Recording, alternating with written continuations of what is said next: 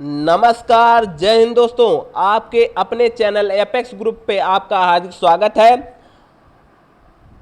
जी हाँ दोस्तों, रोजाना की तरह आज भी आपको 2 पीएम से हिंदी की क्लासेस करवाई जाएंगे। जी हाँ दोस्तों, 2 पीएम से आपको हिंदी की क्लासेस करवाई जाएंगी, जहां पे आपको 30 प्रश्न 30 चैप्टर से डेली करवाए जाते हैं। जी हाँ दोस्तों, 30 प्रश्न 30 चैप्टर से। चलिए स्टार्ट करते हैं आज का अपना सेशन। अगर आपको हमारा वीडियो पसंद आता है तो हमारे चैनल को सब्सक्राइब जरूर करिए, हमारे चैनल को सब्सक्राइब जरूर करिए। चलिए स्टार्ट करते हैं आज का अपना सेशन। जी हाँ दोस्तों, सामान्य ज्ञान यहाँ पे 2 पीएम से आपको पढ़ाया जाता है। सामान्य ज्ञान 2 पीएम से आपकी क्लासेस चलती हैं, जहाँ पे मॉडल पेपर चल रहा है दोस्तों। मॉडल पेपर चल रहा है 30 प्रश्न 30 चैप्टर, 30 प्रश्न 30 चैप्टर। डेली आपको हर चैप्टर से एक क्वेश्चन करवाता हूँ दोस्तों। चलिए स्टार्ट करते हैं आज का अपना पहला क्वेश्चन। आभूषण किस लेखक की रचना है? चलिए उत्तर करिए दोस्तों। आभूषण किस लेखक की रचना है?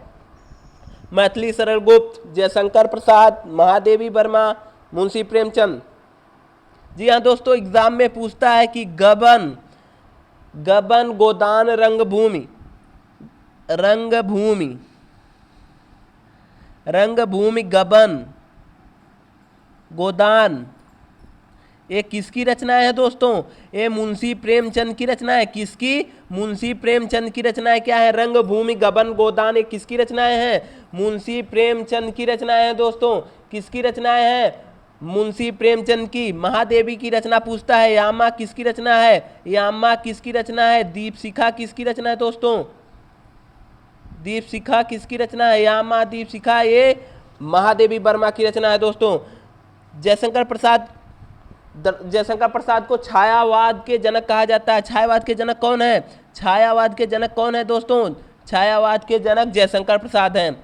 जयशंकर प्रसाद छायावाद के जनक हैं। यहां से एक क्वेश्चन और बनता है, कामायनी किसकी प्रमुख रचना है?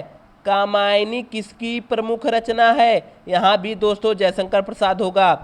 फिलहाल इस क्वेश्चन का राइट आंसर ऑप्शन नंबर 20 है, ये जयशंकर प्रसाद। मैथिली शरण को हिंदी का राष्ट्र कवि कहा जाता है दोस्तों। नोट कर लीजिए, हिंदी का राष्ट्र कवि किसे कहा जाता है? मैथिली शरण गुप्त को कहा जाता है। फिलहाल इस क्वेश्चन का राइट आंसर क्या है दोस्तों? जयशंकर प्रसाद। चलिए नेक्स्ट क्वेश्चन देखते हैं दोस्तों। राम लक्ष्मण में कौन सा समास है? राम लक्ष्मण में कौन सा समास है? चलिए उत्तर करिए दोस्तों, कौन सा समास है? पहले आप लोग बताइए, समास कितने होते हैं? हिंदी में समास दोस्तों 6 होते हैं। अब कहेंगे कौन कौन समास होते हैं? चलिए, अव्यय भाव समास, द्वंद्व समास, द्विगु समास, तत्पुरुष समास, कर्मधारय समास, बहुब्रीहि समास। हमारे 6 समास होते हैं दोस्तों हिंदी में। चलिए, मैंने आपको बताया था जहां पे दोनों पद प्रधान हो, दोनों पद जहां प्रधान होंगे वहां पे द्वंद्व समास होगा। दोनों पद जहां प्रधान होंगे वहां द्वंद्व समास होगा। द्विगु समास क्या होता है? जहां पर जिसका पहला पद क्या संख्यावाची होगा, पहला पद क्या संख्यावाची होगा, वहां पे द्विगु समास होगा। द्विगु समास कहाँ होगा? जहां पे पहला पद संख्यावाची होगा। कर्मधारय समास क्या होता है दोस्तों? कर्मधारय जिसका उत्तर पद प्रधान होता है, जिसका उत्तर पद प्रधान होता है वहां पे कर्मधारय समास होता है। और बहुब्रीहि समास क्या होता है दोस्तों? जिसका कोई भी पद प्रधान ना हो, जिसका ना पहला पद प्रधान हो ना दूसरा पद प्रधान हो, बल्कि कोई अन्य पद प्रधान हो, उसे क्या कहते हैं? बहुब्रीहि समास कहते हैं। जैसे नीलकंठ, नीला है कंठ जिसका अर्थात भगवान शंकर, नीलकंठ अर्थात नीला है कंठ जिसका अर्थात भगवान शिव। फिलहाल इस क्वेश्चन का राइट आंसर क्या होगा दोस्तों? बताइए। राम लक्ष्मण, राम यहाँ पे मैंने कहा जहाँ पे दोनों पद प्रधान हो, यहाँ पे राम अपने में प्रधान है और लक्ष्मण अपने में प्रधान है। जहाँ पे दोनों पद प्रधान हो वहाँ पे क्या द्वंद्व समास होता है? राम और लक्ष्मण। जहां पे और का लोप होता है दोस्तों वहां पे कौन सा समास? वहां पे कौन सा समास होता है दोस्तों? राम और लक्ष्मण में कौन सा समास? द्वंद्व समास होगा। कौन समास? द्वंद्व समास। फिलहाल इस क्वेश्चन का right answer option number A है। चलिए नेक्स्ट क्वेश्चन देखते हैं दोस्तों। निम्न में वृद्धि संधि का उदाहरण है। निम्न में वृद्धि संधि का उदाहरण है। जी हाँ दोस्तों, बहुत जोरदार मैंने ट्रिक बताई है, बहुत जोरदार ट्रिक बताई है दोस्तों मैंने। आप सिर्फ मात्रा देख के बताएंगे दोस्तों कि किसमें कौन सी संधि है। मात्रा देख के बता देंगे किसमें कौन सी संधि है दोस्तों। ऐसी ट्रिक मैंने बताई है, 1 सेकंड नहीं लगेगा, 1 नैनो सेकंड लगेगा आपको आंसर बताने में दोस्तों। चलिए फिलहाल इस क्वेश्चन का राइट आंसर बताइए।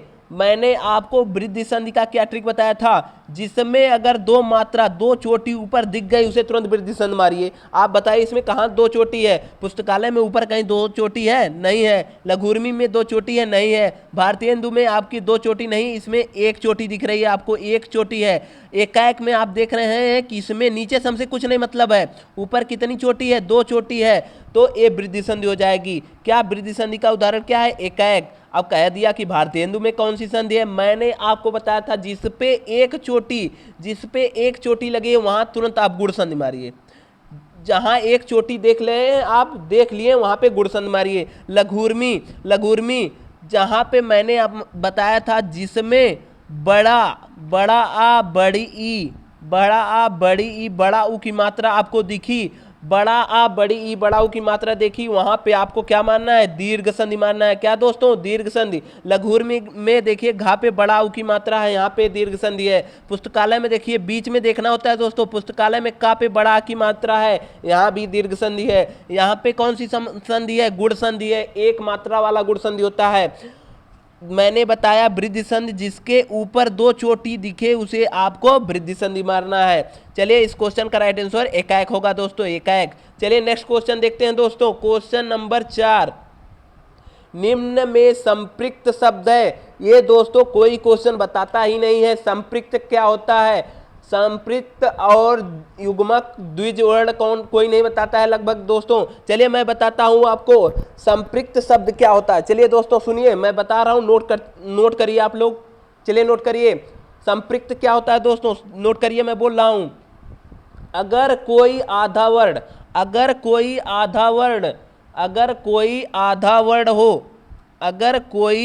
आधा वर्ण किसी अन्य से जाकर मिले, अगर कोई, ये देखिए ना इसमें आधा दिख रहा है ना, अगर कोई आधा वर्ण कोई अन्य वर्ण से जाके मिले, आधा वर्ण कोई अन्य वर्ण से जाके मिले, अन्य पूरे वर्ण से, जैसे देखिए यहाँ दा है, ये यहाँ पे आधा आपको दिख रहा है, आधा ना, क्या दिख रहा है दोस्तों, दंत लिखा है। यहाँ पे कहा मैंने जहां पर कोई आधा वर्ण किसी अन्य से जाकर मिले वहां संपृक्त होता है। जैसे देखिए ता है, ये अन्य वर्ण है, ना अलग है, ता और ना अलग है। जहां पे आधा वर्ण किसी अन्य वर्ण से जाके मिले वहां संपृक्त होता है दोस्तों।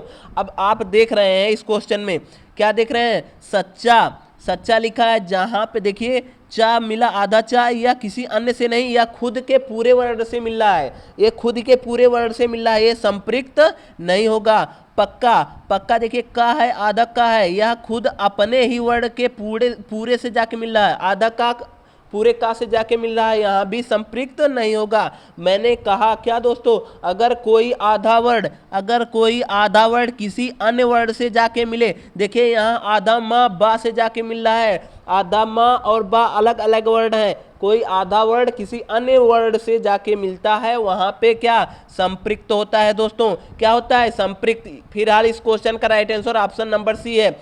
अब कहेंगे आप दोस्तों, जब आधा वर्ण कोई अन्य पूरे से मिलता है तो संपृक्त होता है।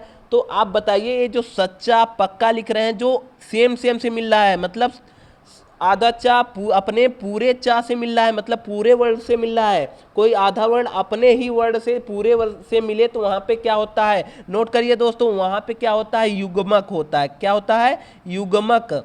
जहां पे कोई अपना ही मतलब आधा वर्ण अपने खुद के पूरे वर्ण से मिलता है वहां पे युग्मक होता है। नोट करिए दोस्तों, जहां पे कोई भी आधा वर्ण अपने ही वर्ण से पूरे से जाके मिले वहां पे युग्मक होता है। क्या, युग्मक का एक और दूसरा नाम है दोस्तों, क्या है, द्वित्व वर्ण। द्वित्व क्या होता है, द्वित्व और युग्मक दोनों एक ही चीज है। नोट कर लीजिए दोस्तों। फिलहाल इस क्वेश्चन का राइट आंसर क्या होगा, संबल। मैंने बताया जो कोई आधा वर्ण किसी अन्य से मिले, जब कोई आधा वर्ण किसी अन्य वर्ण से जाके मिलता है तो वहां पे संपृक्त होता है। आधा माँ देखिए बा से मिल रहा है, क्या माँ और बा एक ही वर्ण है, नहीं है, कोई अलग से मिल रहा है तो यहाँ संपृक्त हो जाएगा। चलिए नेक्स्ट क्वेश्चन देखते हैं, क्वेश्चन नंबर 5 दोस्तों, वेरी मोस्ट इंपॉर्टेंट क्वेश्चन।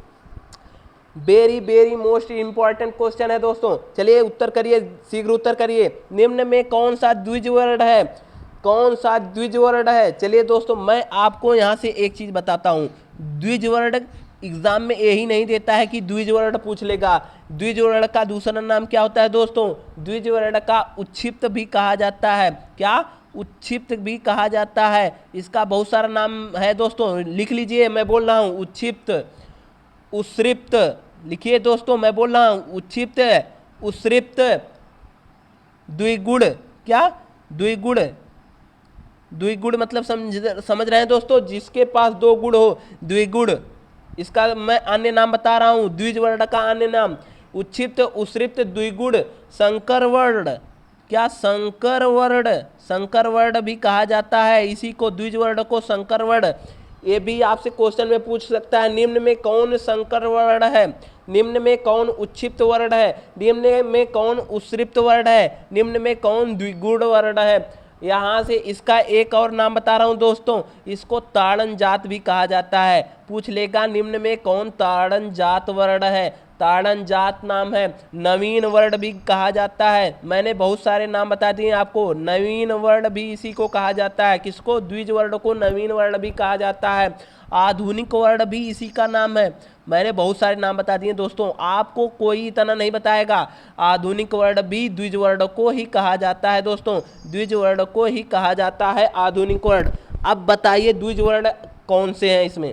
इस क्वेश्चन में द्विज वर्ण हैं, देखो यही दोस्तों क्या? ड और ढ द्विज वर्ण होते हैं।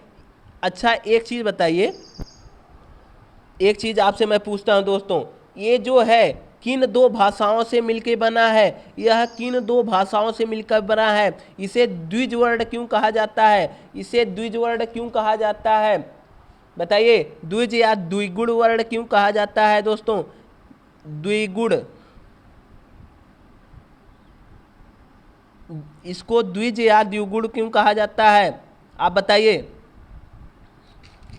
बताइए दोस्तों, द्विगुण या द्विज वर्ण क्यों कहा जाता है? अब बताइए। द्विगुण, द्विगुण मतलब द्वि मतलब दो, गुण मतलब गुण हो। द्वि मतलब दो और गुण मतलब गुण हो, जिसमें दो गुण हो, जो हिंदी और फारसी भाषा दोनों से मिलकर बना है दोस्तों। हिंदी और फारसी भाषा से मिलकर द्विज वर्ण बनता है।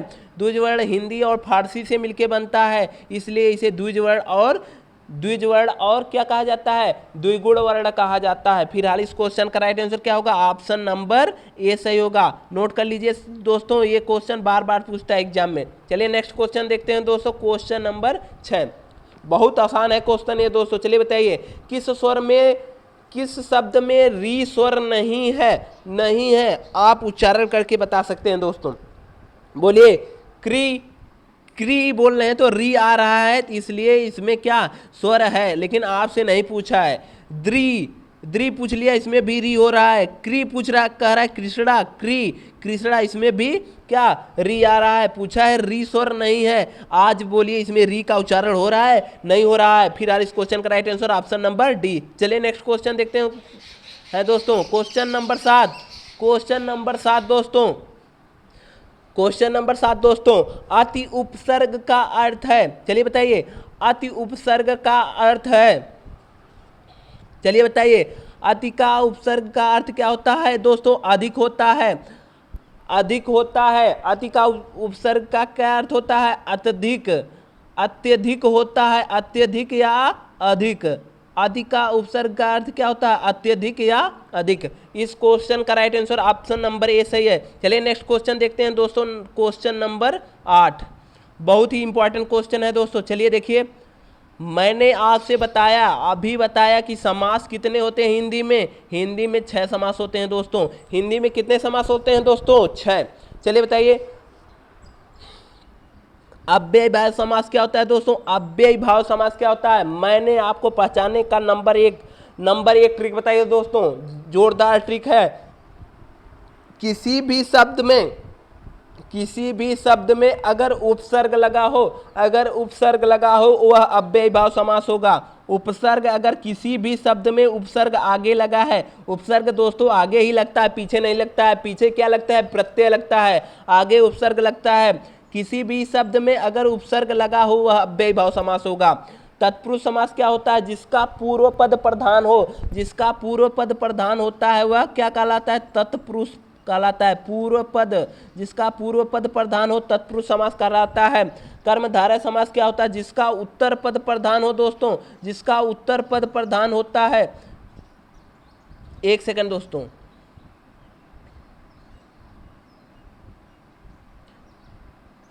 एक सेकंड।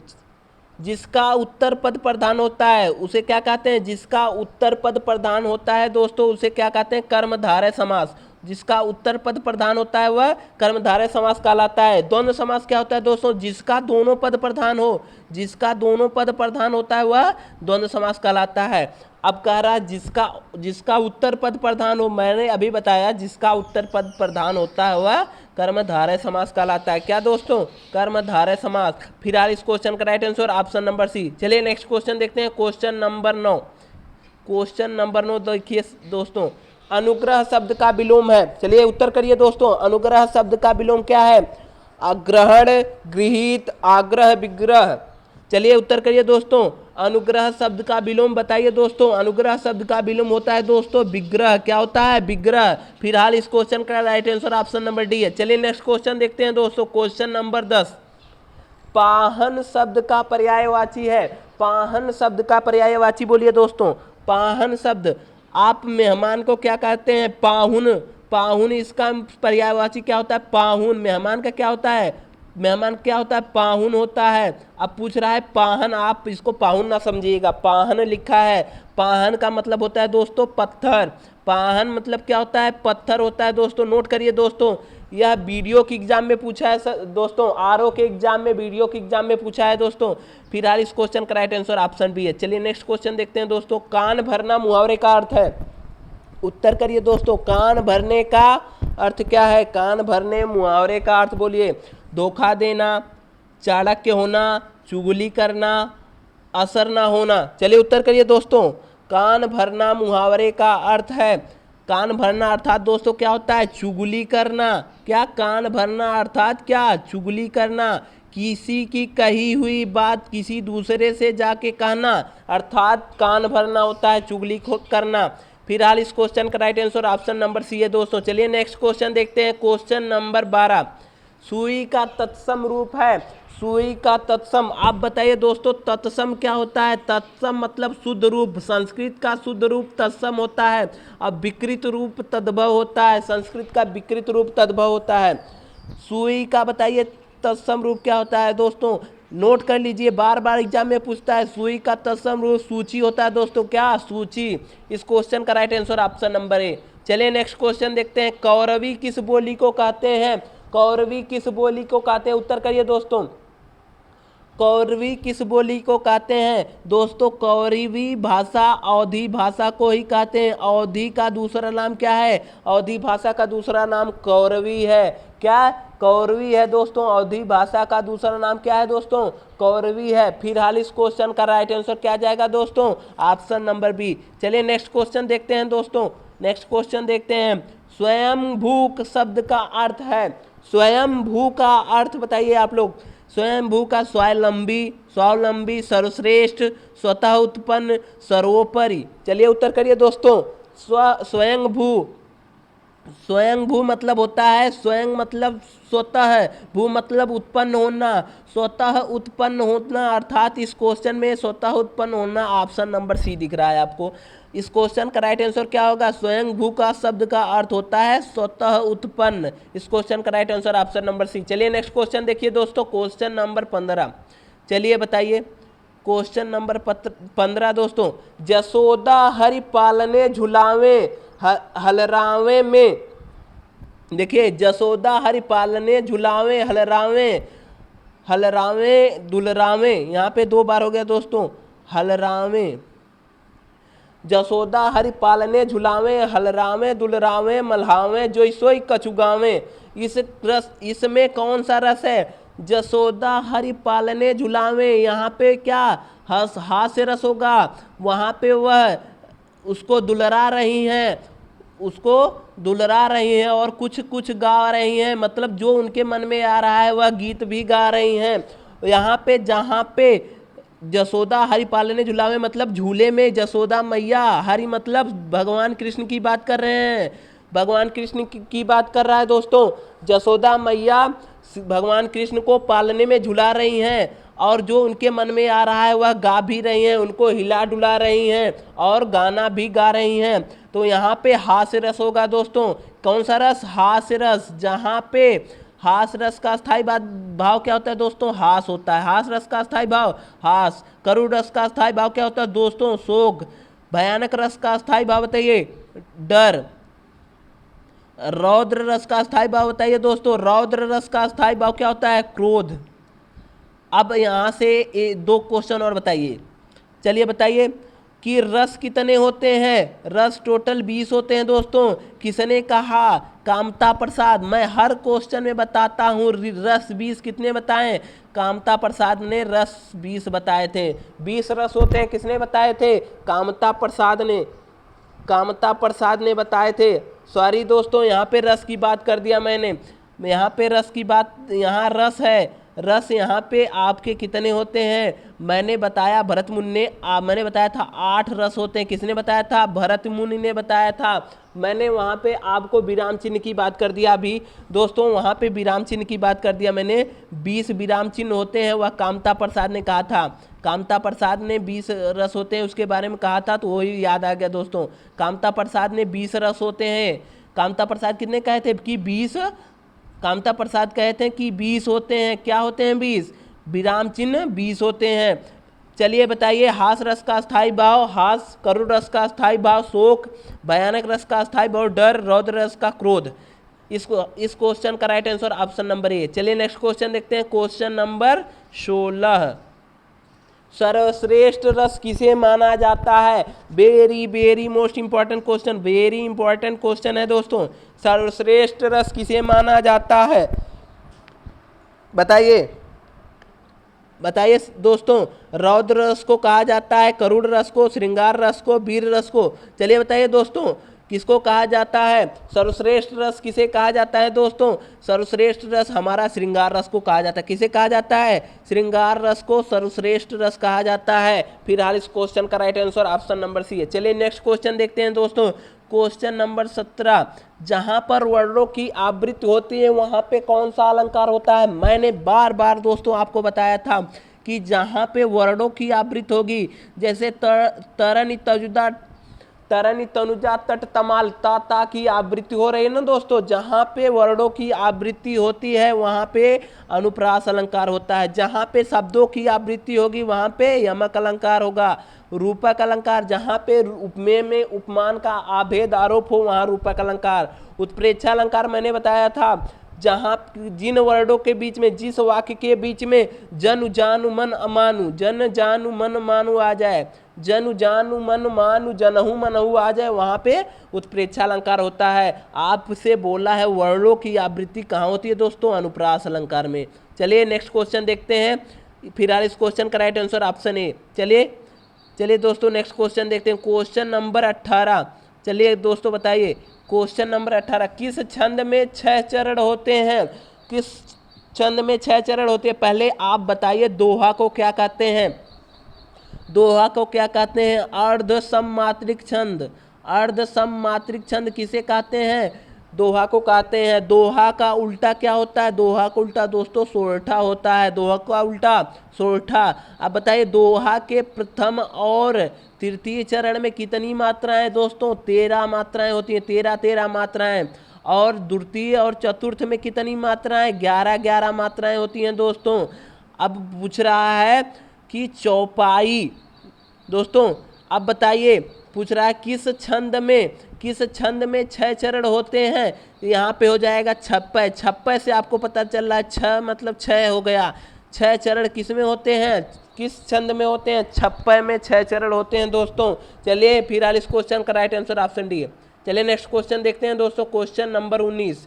इनमें से कौन सा शब्द विशेषण है? आपको मैंने बताया था दोस्तों विशेषण क्या होता है? जो क्रिया की विशेषता बताता है उसे विशेषण कहते हैं। क्या कहते हैं, विशेषण। आप देखिए, रानी बहुत सुंदर है, सुंदर क्या होता है, रानी की विशेषता बताता है कि वह बहुत सुंदर है। यहाँ पे सुंदर विशेषता बताता है, आपको तुरंत लग गया कि विशेषण क्या है, सुंदरता है। चलिए नेक्स्ट क्वेश्चन देखते हैं दोस्तों, क्वेश्चन नंबर 20। किस तिथि को हिंदी की राजभाषा बनाने का निर्णय लिया गया है? Very very most important question दोस्तों है, very very most important question. यहाँ से आपको मैं 2 क्वेश्चन बताऊंगा। कितने क्वेश्चन दोस्तों? यहाँ से मैं आपको 2 क्वेश्चन बताऊंगा। चलिए बताइए, किस तिथि को हिंदी को राजभाषा बनाने का निर्णय लिया गया था? 14 सितंबर 1949। 14 सितंबर 1949 को हिंदी को राजभाषा बनाने का निर्णय लिया गया था। अब पूछता है, किस अनुच्छेद के अंतर्गत हिंदी की संघ को राजभाषा का दर्जा दिया गया था? किस अनुच्छेद में? अनुच्छेद 343। अनुच्छेद 343 में हिंदी को राजभाषा बनाने का दर्जा दिया गया था। 343 दोस्तों है, कितना? 343 है। अनुच्छेद 343 में हिंदी भाषा को राजभाषा बनाने का दर्जा मिला था। चलिए नेक्स्ट क्वेश्चन देखते हैं दोस्तों, 44 क्वेश्चन का राइट आंसर ऑप्शन सी है। चलिए नेक्स्ट क्वेश्चन देखते हैं, देवनागरी लिपि का विकास हुआ है। देवनागरी लिपि का विकास हुआ है दोस्तों, बताइए। ऑप्शन ए खरोष्ठ, मराठी, फारसी, ब्राह्मी। अरे दोस्तों लगे रहिए, शेयर जरूर करिए दोस्तों वीडियो को, अगर आपको अच्छा लगता है तो सब्सक्राइब जरूर करिए। देवनागरी लिपि का विकास किससे हुआ दोस्तों? ब्राह्मी लिपि से हुआ। किससे? ब्राह्मी से हुआ है। देवनागरी लिपि का विकास ब्राह्मी से हुआ है। किससे हुआ है? ब्राह्मी से। फिर इस क्वेश्चन का राइट आंसर डी है। चलिए नेक्स्ट क्वेश्चन देखते हैं, हिंदी का प्रथम महाकाव्य किसे माना जाता है? चलिए उत्तर करिए दोस्तों, शेयर जरूर करते रहिए दोस्तों। हिंदी का प्रथम महाकाव्य किसे माना जाता है? पद्मावत, रामचरितमानस, पृथ्वीराज रासो, कोई नहीं। बताइए दोस्तों, इस क्वेश्चन का राइट आंसर बोलिए दोस्तों। प्रथम महाकाव्य पृथ्वीराज रासो को माना जाता है। किसे? पृथ्वीराज रासो को। फिलहाल इस क्वेश्चन का राइट आंसर ऑप्शन सी है। चलिए नेक्स्ट क्वेश्चन देखते हैं दोस्तों, क्वेश्चन नंबर 23, स्पर्श संघर्षी व्यंजन। एक क्वेश्चन यहाँ से बनता है, स्पर्श संघर्षी कितने होते हैं? स्पर्श संघर्षी दोस्तों 4 होते हैं। 4 कौन होते हैं? चा वर्ग ले लीजिए आप लोग। स्पर्श संघर्षी के लिए चा वर्ग, चा, छा, जा और झा, ये हमारे स्पर्श संघर्षी होते हैं दोस्तों। नोट करिए, आपको पूछ रहा है स्पर्श संघर्षी व्यंजन कौन सा है। आपको ता इसमें दिख रहा है? नहीं दिख रहा है। पा दिख रहा है? नहीं दिख रहा है। का दिख रहा है? नहीं दिख रहा है। तो यहाँ पे जा आपको दिख रहा है। आपको क्या टिक करना है? ऑप्शन नंबर सी यहाँ पे सही है। क्या? स्पर्श संघर्षी कितने होते हैं? स्पर्श संघर्षी 4 होते हैं दोस्तों। कौन कौन? चा वर्ग का ले लीजिए, चा, छा, जा, झा, नोट कर लीजिए दोस्तों। ये 4 हमारे स्पर्श संघर्षी होते हैं। क्या होते हैं? अब पूछता है संघर्षी क्या होते हैं, यहाँ पे आप समझिए स्पर्श नहीं है। अब पूछता है संघर्षी वर्ड, संघर्षी कौन से होते हैं? संघर्षी बताइए आप।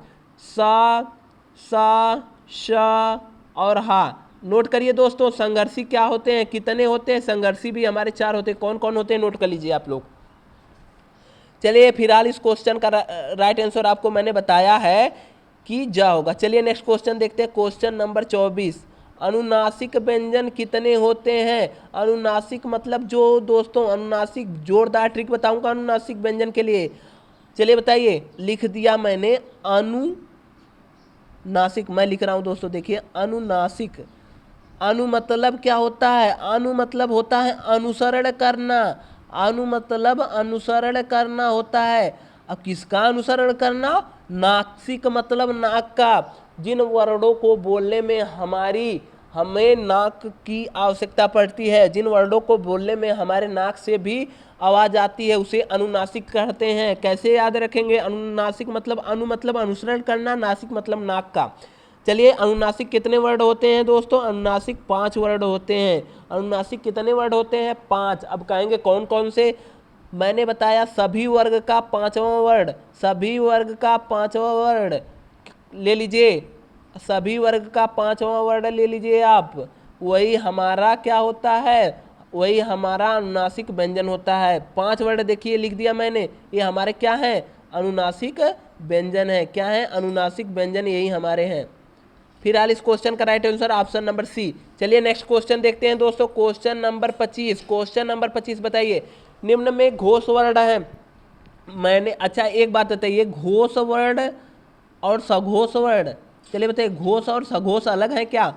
चलिए बताइए घोष और सघोष अलग वर्ण है? नहीं दोस्तों, घोष और सघोष बात ये एक ही है। अघोष दोस्तों अलग होता है। अघोष कौन होता है? जिसका का वर्ग चा वर्ग ले लेंगे, सभी वर्ग का पहला और दूसरा, सभी वर्ग का पहला और दूसरा जो वर्ग होता है, पहला और दूसरा वह क्या होता है? अघोष होता है। और तीसरा चौथा पांचवा जो होता है वह घोष या सघोष कहलाता है। यहाँ पे पूछ रहा है घोष।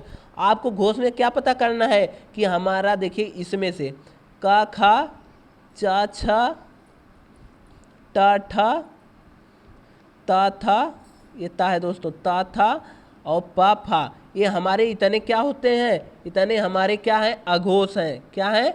अघोष वर्ण हैं। इतने हमारे कितने? ये मेरे अघोष वर्ण हैं।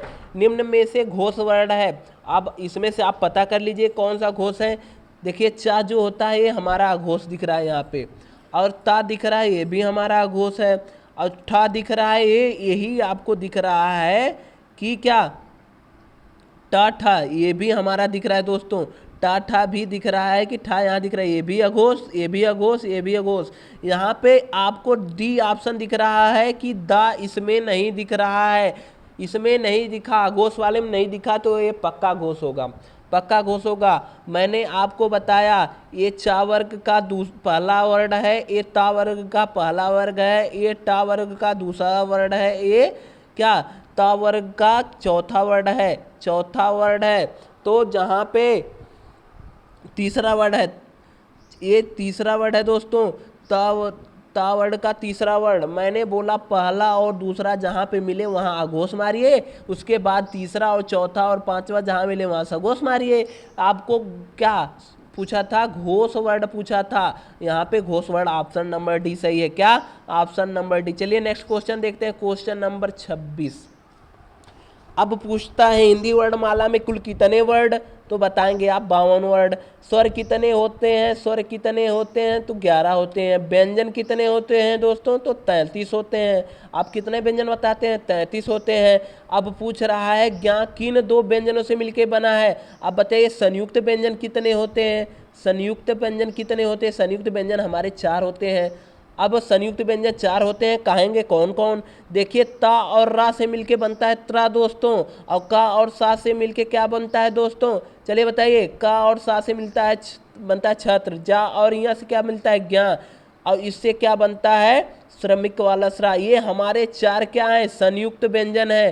क्या? यही हमारे 4 संयुक्त व्यंजन है दोस्तों।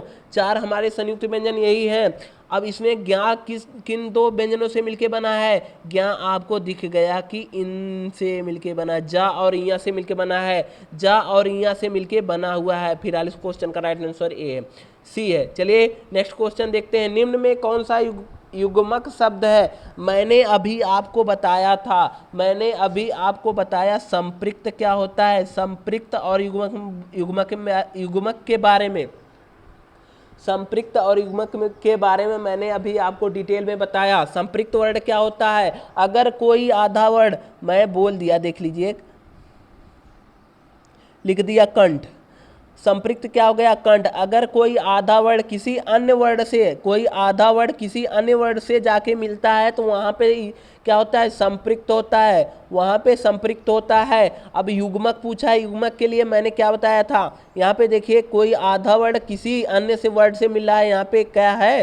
संपृक्त है, यहाँ पे युग्मक नहीं है। अब बताइए संधि, यह भी आधा किसी अन्य से मिल रहा है, क्या यह युग्मक है? नहीं है। कंठ देखिए यह भी नहीं है। यहाँ दिल्ली लिखा है ना दोस्तों, ला ही खुद अपने, ला अपने खुद पूरे से जाके मिल रहा है, ला अपने खुद पूरे से जहाँ पे मिलता है, कोई आधा वर्ण खुद के वर्ण से जाके मिलता है, वहाँ पे युग्मक होता है। फिर हाल इस क्वेश्चन का राइट आंसर क्या होगा? दिल्ली, दिल्ली होगा। चलिए नेक्स्ट क्वेश्चन देखते हैं, क्वेश्चन नंबर 28। हम लास्ट तरफ बढ़ रहे हैं, अपने लास्ट क्वेश्चन की तरफ बढ़ रहे हैं दोस्तों। शेयर नहीं किए हैं लगता है आप क्वेश्चन को दोस्तों।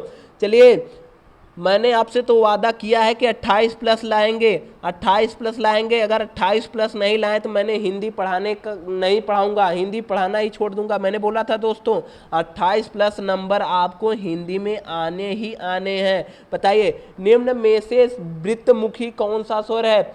वृत्तमुखी आप बताइए दोस्तों, वृत्तमुखी क्या होता है पहले बताइए। वृत्तमुखी, अब वृत्तमुखी मतलब बताइए वृत्त कैसा होता है? गोल सा होता है। जिन वर्डों को बोलने में, अगर जिन वर्डों को बोलने में हमारा मुंह जो होता है, मेरा ओष्ठ जो होता है, अपना ओष्ठ जब गोल सा हो जाता है, मतलब वृत्त की आकार का हो जाता है, वहाँ पे क्या, वहाँ पे वृत्तमुखी होता है। चलिए देखिए ओ, चलिए नीचे देखिए, आ बोलिए, आ देखिए मुंह गोल हो रहा है, ओठ गोल हो रहा है, नहीं। ई बोलिए, यहाँ पे भी नहीं हो रहा है। ए बोलिए, यहाँ पे भी नहीं। ओ बोलिए, आपका ओष्ठ गोलाकार हो जा रहा है कि नहीं? वृत्त के आकार का हो जा रहा है। जहाँ पे जिन वर्डों को बोलने में हमारा ओष्ठ वृत्त के आकार का हो जाएगा, वहाँ पे क्या, वृत्तमुखी। यहाँ पे एक क्वेश्चन और बनता है दोस्तों, वृत्तमुखी का दूसरा नाम क्या होता है? वर्तुल्य होता है दोस्तों। वर्तुल्य क्या, वृत्तमुखी का दूसरा नाम वर्तुल्य होता है। अब कहेंगे सर वृत्तमुखी आपको बता दिए, आप तो बता दिए, अब मैं आपको बताता हूँ। अब कहेंगे ए क्या है सर? ए ई क्या है यहाँ पे? ए ई बोलिए, ए ई। आपका मुंह का आकार कैसा हो रहा है? ये ऐसे बन रहा है, मुंह का आकार थोड़ा सा खुल रहा है ना, ए ई बोलने में थोड़ा सा खुल रहा है ना। जहाँ पे आपका मुंह थोड़ा मतलब खुले, वहाँ पे अर्ध बोलिए, अर्ध विपरीत बोलिए, अर्ध विपरीत बोलिए, अर्धवृत्त बोलिए। अर्धवृत्तमुखी क्या होगा? जहाँ पे आपका मुख आधा खुलेगा वहाँ अर्धवृत्तमुखी होगा। यहाँ पे आपका मुंह आधा खुला है, अर्धवृत्तमुखी। ओ बोले हैं तो आपका मुंह गोल सा हो गया, वहाँ पे क्या हो गया? वृत्तमुखी हो गया। अब आ क्या होता है? यह दोस्तों अ, ये उदासीन में आता है दोस्तों, ये उदासीन में आता है। ना यह वृत्तमुखी है, ना वृत्तमुखी है, ना अर्धवृत्तमुखी है, तो यहाँ पे उदासीन हो जाएगा। चलिए इस क्वेश्चन का राइट आंसर क्या होगा दोस्तों? Option number A. मैंने बहुत अच्छे से समझाने की कोशिश की है दोस्तों। अगर ना समझ में आया हो तो दोस्तों फिर से आप वीडियो को रोक के देख सकते हैं दोस्तों। चलिए फिलहाल इस क्वेश्चन का right answer option number A है। चलिए नेक्स्ट क्वेश्चन देखते हैं, लास्ट की तरफ बढ़ रहे हैं दोस्तों। चलिए नेक्स्ट क्वेश्चन देखते हैं, क्वेश्चन नंबर 29। जोरदार क्वेश्चन है दोस्तों। जिन स्वरों को बोलने में कम श्वास और कम समय, कम श्वास और कम समय लगे, वह कौन सा स्वर होता है? वह दोस्तों जिन जिन स्वरों को बोलने में कम श्वास और कम समय लगता है, ह्रस्व स्वर होता है। जिन स्वरों को बोलने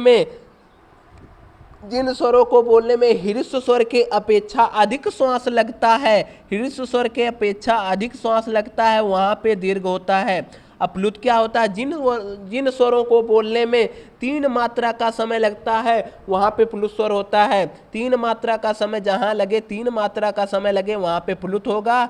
जहाँ ह्रस्व स्वर होता है कहाँ? जहाँ पे कम श्वास और कम समय में लगे, जिन स्वरों को बोलने में कम समय और कम श्वास लगे, वहाँ पे ह्रस्व स्वर होता है। दीर्घ स्वर का होता है, क्या होता है? जहाँ पे ह्रस्व स्वर के अपेक्षा अधिक श्वास की जरूरत पड़े, वहाँ पे दीर्घ स्वर होता है।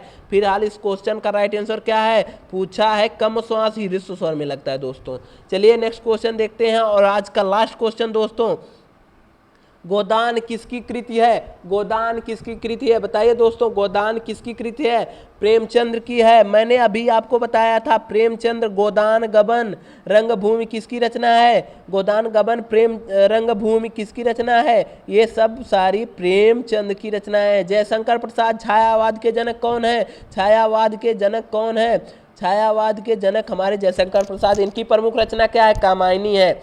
सुमित्रा नंदन पंत, सुमित्रा नंदन पंत क्या है? इनकी कोई रचना बताइए। चिदंबरा, चिदंबरा पे इनको पुरस्कार मिला था दोस्तों, चिदंबरा पे इनको ये पुरस्कार मिला था, साहित्य पुरस्कार मिला था। महादेवी वर्मा, यामा दीपशिखा किसकी रचना है? यामा दीपशिखा किसकी? महादेवी वर्मा की रचना है। इस क्वेश्चन का राइट आंसर होगा ऑप्शन नंबर ए। बहुत बहुत धन्यवाद दोस्तों। अगर आपको हमारा वीडियो पसंद आया है तो हमारे चैनल को सब्सक्राइब जरूर करिए दोस्तों। धन्यवाद।